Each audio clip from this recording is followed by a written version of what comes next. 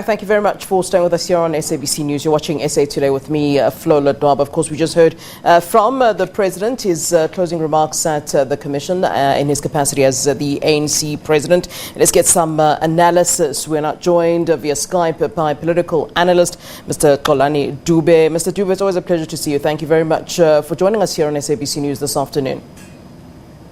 Thanks a lot, Flo, as well as the viewers. I mean, of course, the last day of Cyril Ramaphosa's testimony as ANC President, what was your overall take of the President's evidence, but also over and above that, really all that came out of the Commission today? We heard the President saying that there is a political will on the side of the ANC to change, even adding unquestionably so.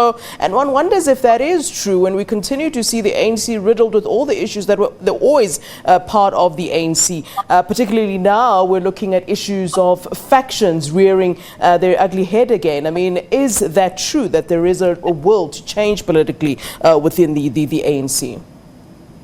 Flo, let's say the Zondo Commission is a delayed, scripted reality show. And it is no longer about the ANC, but it is about the South African native power and its governance that is currently on trial, because if you really understand what are the ramifications of this Zondo Commission, of which currently we are witnessing those ramifications, there is a serious economic, socio-economic and political power shift that is happening in our country. The ruling class, the minerals energy complex, is consolidating itself and is also ossifying its power and its hegemony in the South African political and economic space. But on the other side, we see the evaporation of the hegemony amongst the so-called the black leaders as well as the South African natives. And we see the evaporation of the political influence that the so-called the political parties gained during that 1994 evil elite transition. And so, to be quite honest with you, we are going back beyond 1994. One can say it seems as if South Africa is taking us back to the times of apartheid, where the black people are being perceived as the second citizen, or not even second, third citizen, people who are not capable of governing themselves, people who are corrupt, people who can't even reason on the smallest thing. And so that's what this Zondo Commission is exposing, and what this Zondo Commission is keeping or is ossifying in our society, that black people can't govern themselves. I want to talk mostly about, what the President really had to say today at the Commission, and I want to focus on the evidence, I suppose, that the President was giving.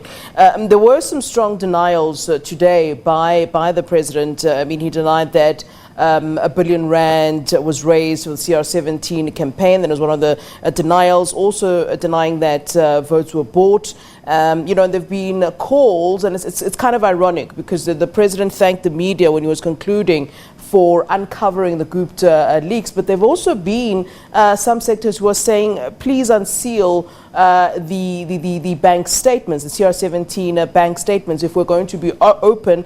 And indeed, him applauding the Gupta leaks means that he is one for let's be open. So indeed, that would then mean he wouldn't mind that those be unsealed. I mean, what's your take on the fact that on one hand, he's thanking the media for uncovering those Gupta leaks, but also on the other hand, we have these sealed documents of his? Look, this is a very ambiguous president, characterized by a forked tongue. It's clear that he was not there to defend the ANC or any of his so-called comrades. But what you have witnessed, he threw them under the bus, and in order to save himself.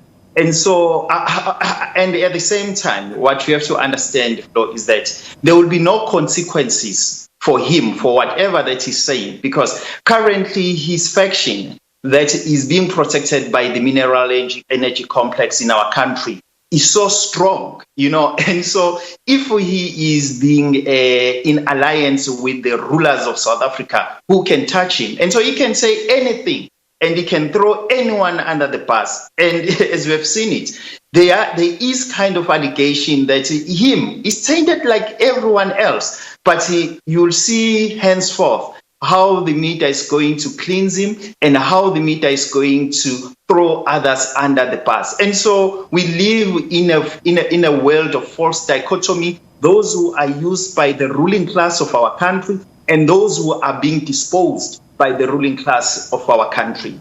All right, Xolani Dube, thanks very much for your input. I would have loved to continue our conversation, but we do have something else to catch up on. Thank you, sir, for your time.